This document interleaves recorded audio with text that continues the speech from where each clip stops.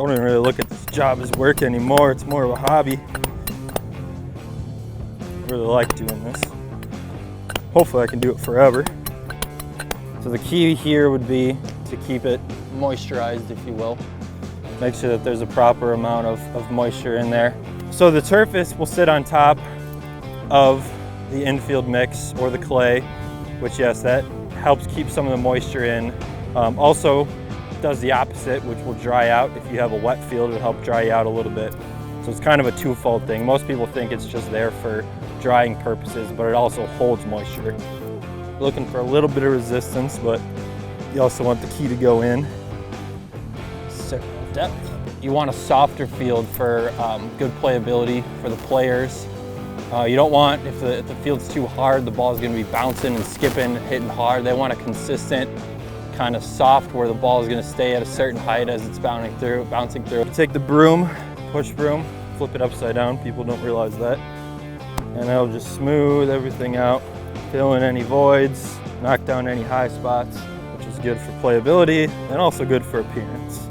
General, this is a job where the only time you get noticed is if you mess up.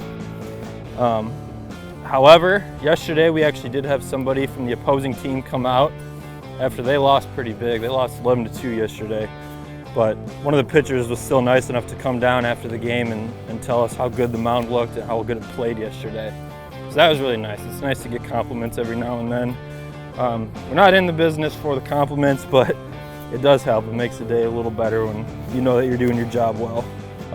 So the tarp plays a role in that it'll keep that moisture in and make sure that the moisture stays within the clay so it doesn't dry out, doesn't chunk out. And that'll keep both the push-off surface and the landing spot in a better position throughout the entire game. You don't do that on the whole skin, but it's mainly the areas that are high traffic, so your mound, your plate. There's a lot more that goes into it. A lot of people just see, oh, there's dirt and there's grass, and that's all there is to it, but there's a lot more that goes into it. There's some science behind a lot of it.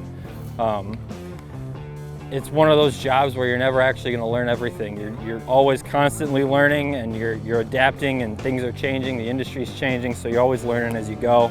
And it's always different. Every day is a different challenge, and you got to be able to adapt and overcome. The worst part about grounds is the big tarp. The big tarp has to go on the field. Everyone's in a bad mood. No one likes to put the big tarp on the field, but it's necessary. People have to do it. Luckily, we have a big crew of interns this year that have been helping us, so that helps a little bit. But yeah, that's not enjoyable. It's not fun. It's heavy. When it's windy, the thing blows all over the place. It's a big mess. So yeah, no one likes to do the tarp. That's the least favorite part. Been here for 6 years now, and hopefully be here for a lot longer than that. I really enjoy what I do here, and it's a good time. It's always fun. I love the guys on the grounds crew. Sean's great. Everyone on the grounds crew is great. So it makes it a difficult job, but also an enjoyable one. I enjoy the challenges. I think it's fun. It's always something new.